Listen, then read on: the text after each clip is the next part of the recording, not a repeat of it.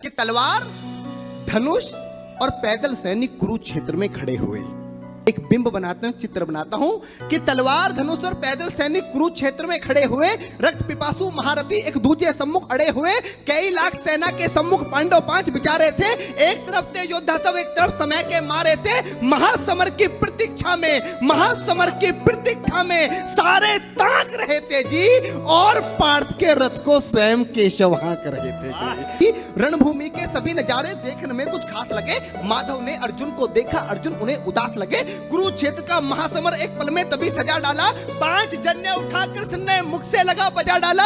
हुआ शंखनाद, जैसे ही सबका गर्जन शुरू हुआ, रक्त बिखरना हुआ शुरू और सबका मर्दन शुरू हुआ। कहा कृष्ण ने उठ पार्थ, कहा कृष्ण ने उठ पार्थ, और एक आंख को मीच जरा, गांडी ऊपर रख बाणों को, प्रत्यंचा को खींच जरा, और आज दिखा दे रणभूमि में, आज दिखा दे रणभूमि में योद्धा की तासीर। यहाँ इस धरती पर कोई नहीं अर्जुन के जैसा वीर, इस धरती पर कोई नहीं अर्जुन के जैसा वीर। यहाँ सुनी बात माधव की तो अर्जुन का चेहरा उतर गया। एक धनुर्धारी की विद्या मानो चूहा उतर गया। बोले पार्थ सुनो कान्हा, बोले पार्थ सुनो कान्हा, जितने ये सम्मुख खड़े हुए हैं, हम तो इनसे सीख सीख कर सारे भाई बड़े हुए हैं। इधर खड़े बाबा भीष्म ने मुझको गोद खिलाया है, गुरु द्रोण ने धनुष बाण का सारा ज्ञान सिखाया है, सभी भाई पर प्यार लुटाया कुंती माता हमारी ने, कमी कोई ने छोड़ी थी प्रभु माता गांधारी ने।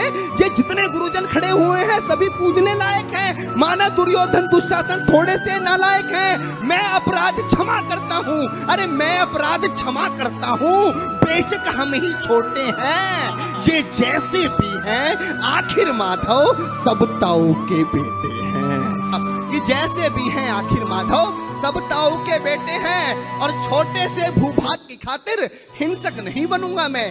इंद्रप्रस्थ के इतने बड़े राज्य को एक धर्म से भटका हुआ योद्धा अर्जुन एक जमीन का टुकड़ा बताता है और भगवान से कहता है कि छोटे से भूभाग की खातिर हिंसक नहीं बनूंगा मैं, छोटे से भूभाग की खातिर हिंसक नहीं बनूंगा मैं, स्वर्ण ताकर अपने कुल का विध्वंसक नहीं बनूंगा मैं। अरे खून सने हाथों को होता राजभोग अधिकार नहीं, परिवार मारकर गद्दी मिले तो सिंहासन स्वीकार नहीं, परिवार मारकर गद्दी मिले तो सिंहासन स्वीकार नहीं। और रथ पर बैठ गया अर्जुन, रथ पर बैठ गया अर्जुन, मुंह माधव से मोड़ दिया, रथ पर बैठ गया अर्जुन, मुंह माधव से मोड़ दिया, आंखों में आंसू भरकर गांडीव हाथ से छोड़ दिया, आंखों में आंसू भरकर गांडीव हाथ से छोड़ दिया। गांडीव हाथ से जब छूटा माधव भी कुछ अकुलाए थे। भगवान ने सोचा कि इसने तो बेइज्जती करा दी, इससे अच्छा तो मैं शंखनाद नहीं करता, पर भगवान अपनी बेइज्जती कभी स्वीकार नहीं करते कि गांडीव हाथ से जब छूटा माधव भी कुछ अकुलाए थे। शिष्ट पार्थ पर गर्व हुआ, मन ही मन हर्षाए थे। भगवान ने सोचा इसका सब कुछ जा रहा है, लेकिन यह भी परिवार की बात कर रहा है, संस्कार की बात कर रहा है, तो कहीं ना कहीं मेरे संस्कार है कि गांडीव हाथ से जब छूटा माधव भी कुछ अकुलाए थे। शिष्य पार्थ पर गर्व हुआ, मन ही मन मुस्काए थे। मन में सोच लिया अर्जुन की बुद्धि न सटने दूंगा, समर भूमि में पार्थ को कमजोर नहीं पड़ने दूंगा। धर्म बचाने की खातिर एक नव अभियान शुरू हुआ। उसके बाद जगत गुरु का गीता ज्ञान शुरू हुआ, उसके बाद जगत गुरु का गीता ज्ञान शुरू हुआ। एक नजर में, एक नजर में, एक नजर में, एक नजर में रणभूमि के कण-कण डोल गए माधव। टकटकी बांधकर देखा अर्जुन, एकदम बोल गए माधव, पार्थ मुझे पहले बतलाते, ए पार्थ मुझे पहले बतलाते, मैं संवाद नहीं करता, पार्थ मुझे पहले बतलाते, मैं संवाद नहीं करता, तुम सारे भाइयों की खातिर कोई विवाद नहीं करता। पांचाली के तन पर लिपटी साड़ी खींच रहे थे वो, दोषी वो भी उतने ही हैं, जबड़ा भींच रहे थे जो, घर की इज्जत तड़प रही कोई दो टूक नहीं बोले, पौत्र बहू को नगन देखकर गंगा पुत्र नहीं खोले, तुम कायर बनकर बैठे हो, ये पार्थ बड़ी बेशर्मी है। संबंध उन्हीं से निभा रहे जो लोग यहाँ अधर्मी हैं। हे पांडु के पुत्र, अरे हे पांडु के पुत्र, धर्म का कैसा कर्ज उतारा है। अरे शोले होने थे आंखों में पर बहती जलधारा है, शोले होने थे आंखों में पर बहती जलधारा है। और गांडीव उठाने में पार्थ, गांडीव उठाने में पार्थ, जितनी भी देर यहाँ होगी, गांडीव उठाने में पार्थ जितनी भी देर यहाँ होगी, इंद्रप्रस्थ के राज्य भवन में उतनी अंधेर वहां होगी। अधर्म धर्म की गहराई में खुद को नाप रहा अर्जुन, अश्रुधार फिर तेज हुई और थर थर कांप रहा अर्जुन। हे पार्थ मुझे बतलाओ, कुलनाशक कैसे बन जाऊं, रक्त सिंहासन लाशों पर मैं शासक कैसे बन जाऊं। कैसे उठेंगे कर उन पर जो कर पर अधर लगाते हैं। कर का मतलब होता है हाथ, अधर का मतलब होता है होठ। जो मेरे हाथों को चूमते हैं उस पर हाथ कैसे उठाऊं, कि कैसे उठेंगे कर उन पर, कैसे उठेंगे कर उन पर जो कर पर अधर लगाते हैं। करने को जिनका स्वागत ये कर भी स्वयं जुड़ जाते हैं। इन्हीं करों ने बाल काल में सबके पैर दबाए हैं, इन्हीं करों को पकड़ करों में पितामह मुस्काए हैं। अपनी बाणों की नोक जो इनकी ओर करूंगा मैं, केशव मुझको मृत्यु दे दो उससे पूर्व मरूंगा मैं। केशव मुझको मृत्यु दे दो उससे पूर्व मरूंगा मैं। बात युद्ध के मुझे न कुछ भी पास दिखाई देता है। माधव इस रणभूमि में बस नाश दिखाई देता है। जिंदाबाद। माधव इस रणभूमि में बस नाश दिखाई देता है। बात बहुत भावुक थी किंतु जगत गुरु मुस्काते थे और ज्ञान की गंगा निरंतर चक्रधारी बरसाते थे। जन्म मरण की यहाँ योद्धा बिल्कुल चाह नहीं करते, क्या होगा अंजाम युद्ध का ये परवाह नहीं करते। पार्थ यहाँ कुछ मत सोचो, बस कर्म में ध्यान लगाओ तुम। बात युद्ध के क्या होगा ये मत अनुमान लगाओ तुम। इस दुनिया के रक्तपात में कोई तो जात नहीं, निज जीवन का करे फैसला नर के बस की बात नहीं। तुम ना जीवन देने वाले नहीं मारने वाले हो, ना जीत तुम्हारे हाथों में तुम नहीं हारने वाले हो। ये जीवन दीपक की भांति यूं ही चलता रहता है, पवन वेग से बुझ जाता है वरना चलता रहता है। मानव वश में शेष नहीं कुछ फिर भी मानव डरता है। मानव वश में शेष नहीं कुछ फिर भी मानव डरता है। वह मरकर भी अमर हुआ जो धर्म की खातिर मरता है। वह मरकर भी अमर हुआ जो धर्म की खातिर मरता है। ना सत्ता सुख से होता है ना सम्मानों से होता है। डॉक्टर साहब अभी यहाँ पर शहीदों की बात की, दुनिया का सबसे बड़ा सम्मान क्या होता है।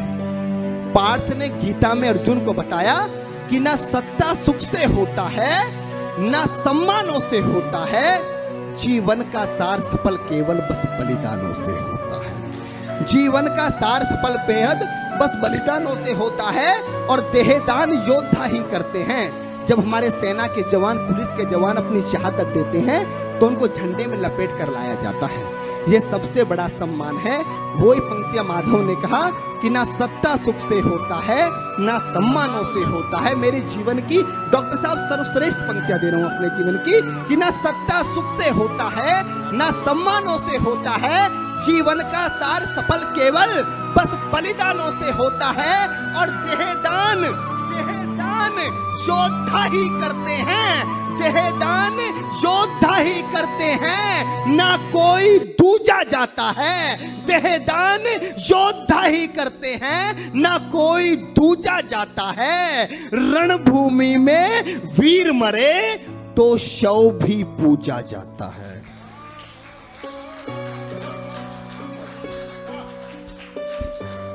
देहदान योद्धा ही करते हैं ना कोई दूजा जाता है। रणभूमि में वीर मरे तो शव भी पूजा जाता है। और योद्धा की प्रवृत्ति जैसे खोटे शस्त्र बदलती है। कविता की एक सर्वश्रेष्ठ पंक्तियां देता हूं, क्योंकि गीता में भगवान कृष्ण बताना क्या चाह रहे थे कि योद्धा की प्रवृत्ति जैसे खोटे शस्त्र बदलती है। पंक्ति पर आपका ध्यान चाहूंगा कि योद्धा की प्रवृत्ति जैसे खोटे शस्त्र बदलती है, वैसे मानव की दिव्य आत्मा दैहिक वस्त्र बदलती है। बहुत अच्छी बात, बहुत वैसे मानव की दिव्य आत्मा दैहिक वस्त्र बदलती है। ये मान और सम्मान बताओ, जीवन के अपमान बताओ। उसके बाद अर्जुन कहता है कि ये मान और सम्मान बताओ, जीवन के अपमान बताओ। जीवन मृत्यु क्या है माधव, रण में जीवन दान बताओ। काम क्रोध की बात कही तो मुझको उत्तम काम बताओ। अरे खुद को ईश्वर कहते हो तो जल्दी अपना नाम बताओ। खुद को ईश्वर कहते हो तो जल्दी अपना नाम बताओ। इतना सुनते ही माधव का धीरज पूरा डोल गया। तीन लोक का स्वामी फिर बेहद गुस्से में बोल गया, अरे कान खोलकर सुनो पार्थ, मैं ही त्रेता का राम हूं। कान खोलकर सुनो पार्थ, मैं ही त्रेता का राम हूँ। कृष्ण मुझे सब कहते हैं, मैं द्वापर का घनश्याम हूँ। रूप कभी नारी का रखकर मैं ही केस बदलता हूँ। धर्म बचाने की खातिर मैं अनगिन वेश बदलता हूँ। विष्णु जी का दशम रूप में परशुराम मत वाला हूँ। नाग कालिया के फन पे मैं मर्दन करने वाला हूँ। बाकासुर और महिषासुर को मैंने जिंदा गाड़ दिया। बाकासुर और महिषासुर को मैंने जिंदा गाड़ दिया। नरसिंह बनकर धर्म की खातिर हिरण्यकश्यप फाड़ दिया, नरसिंह बनकर धर्म की खातिर हिरण्यकश्यप फाड़ दिया। और रथ नहीं कहीं भी चलता है, रथ नहीं कहीं भी चलता है, बस मैं ही आगे बढ़ता हूं। गांडीव हाथ में तेरे है, पर रणभूमि में मैं लड़ता हूं। कि रथ नहीं तनिक भी चलता है, बस मैं ही आगे बढ़ता हूं। गांडीव हाथ में तेरे है, पर रणभूमि में मैं लड़ता हूं। जैसे ही मेरे माधव का कद थोड़ा सा बड़ा हुआ, सहमा सहमा सा था अर्जुन एकदम रथ से खड़ा हुआ। माँ गीता के ज्ञान का सीधा हृदय पर प्रहार हुआ। मृत्यु के आलिंगन हेतु फिर अर्जुन तैयार हुआ। मृत्यु के आलिंगन हेतु फिर अर्जुन तैयार हुआ कि जितने यहाँ अधर्मी हैं चुन चुन कर उन्हें सजा दूंगा, इतना रक्त बहाऊंगा धरती की प्यास बुझा दूंगा। जिधर बाण चले पार्थ के सब पीछे हट जाते थे, रणभूमि के कोने कोने लाशों से पट जाते थे।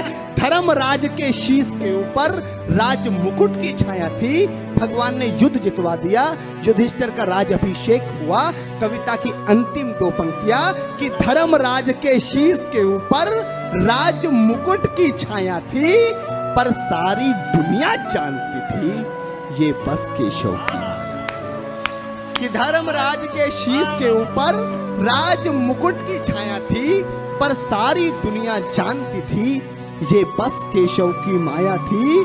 और धर्म किया स्थापित जिसने, धर्म किया स्थापित जिसने, दाता दया निधान की जय। हाथ उठाकर सारे बोलो चक्रधारी भगवान की जय।